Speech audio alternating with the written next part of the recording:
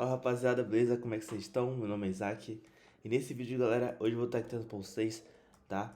Um vídeo sobre, mano, o X da questão. Basicamente, né, me deu a vontade de ler o livro do Ike Batista, né, que é o X da questão. Pra quem não sabe, ele fez na época que ele tava bombando muito, né, aquelas empresas dele de petróleo, né, que é o EX, se não me engano, EBX, né? Aquelas que sempre terminavam com X porque apresentava sempre multiplicação, né? Então, com isso, como ele estava no auge, né? Para quem não sabe, o Eike Batista foi o homem mais rico do Brasil e um dos mais ricos do mundo, tá? Representando o nosso Brasil, representando a economia que estava bombando lá em 2002, né? Essa época aí, né? Que estava bombando em 2002, 2005, 2010, né? A economia do Brasil bombando. E com isso ele estava representando a gente, sabe? Então, basicamente, ele escreveu um livro, né, falando sobre o X da questão, sobre tudo que engloba a mente do Ike Batista. Então, basicamente, eu vou resumir aqui para vocês, tá? Os meus maiores aprendizados que eu tive nesse livro, que foram muito importantes, e também eu vou colocar uma pitada assim das minhas análises em si, sabe? Então é isso. É muito interessante esse livro, porque eu acabo assim lendo livros muito antigos, tá ligado?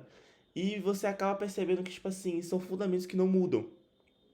É muito interessante, sim, acessar livros antigos, na minha visão, sabe? Porque a gente acaba, tipo assim, tendo aquela sensação de nostalgia, tá? Sendo que eu não vi essa época. Então, tipo assim, é basicamente uma viagem do tempo que eu faço, tá ligado? Tipo assim, eu nasci em 2006, só que, tipo assim, 2000, na época que o Ike Batista estava dominando, tipo, eu era uma criança, sabe? Então, tipo assim, é muito. Eu gosto muito de ler livros antigos, né? Porque eu acabo fazendo essa máquina do tempo, sabe? Eu visitando como era na época, sabe? Eu acho muito interessante que as pessoas pensavam na época, pô, o Ike Batista na época era muito famoso, sabe? Era o Elon Musk do Brasil, sabe? É basicamente o Elon Musk. Então, assim, cara, é muito interessante mesmo. Eu acho muito interessante essa volta no tempo que a gente acaba fazendo. É tanto que eu comprei um livro, tá? Que ele é de 2012, né? 2012. Que é esse aqui, ó. Vou ler ainda. Do Ciro Bottini, mano. Sobre como criar uma marca pessoal, sabe? É um brand pessoal. Então, assim, cara, eu acho muito interessante mesmo. E querendo ou não, são coisas que a gente acaba preservando, né? Porque, de certa forma, a gente acaba fazendo essa viagem no tempo muito interessante, tá? É muito interessante mesmo. Eu acho muito interessante essa viagem no tempo, sabe? Ainda mais que nós brasileiros costumamos ser bastante saudosistas, tá? Então, é isso. E também, como, querendo ou não, de certa forma, eu gravando aqui pra vocês, né? Esperando meu conhecimento transbordando. E que lá na frente, com toda certeza, com o meu sucesso, eu vou estar vendo esse vídeo aqui e provavelmente eu vou estar emocionado. Porque o tanto que eu construí, sabe? Então, assim, lógico, né?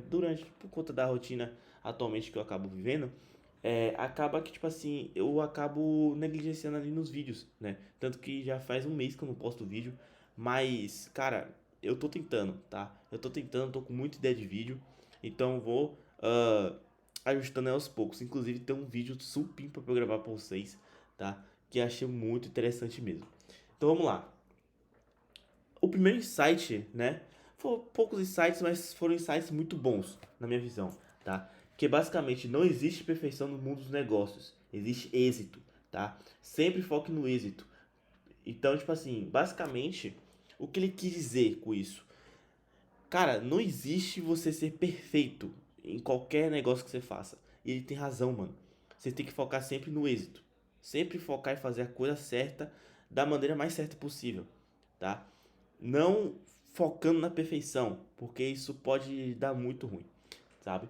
Então, tipo assim, no negócio, cara, perfeição pode mais prejudicar do que ajudar, sabe?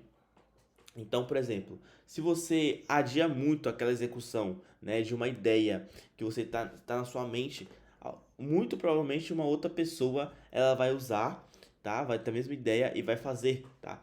E, cara, isso é a pior coisa que existe, tá? É você perder a ideia por falta de execução. É a pior coisa que existe. Então, cara, não foque na perfeição, foque em fazer, tá? Só que foque em fazer da melhor maneira possível. Não é pra você fazer de forma negligenciada, tá? Negligenciada, digo assim, digo tipo de qualquer jeito, tá? Fazer da melhor maneira do seu alcance. Perdão que eu acabei de fazer uma refeição, né, no jantar. Bati aquele cuscuz e frango pra bater aquela meta de proteína. E é isso, tá? Então, essa é a ideia. É você não focar na perfeição e sim no êxito. Sempre na execução, ok?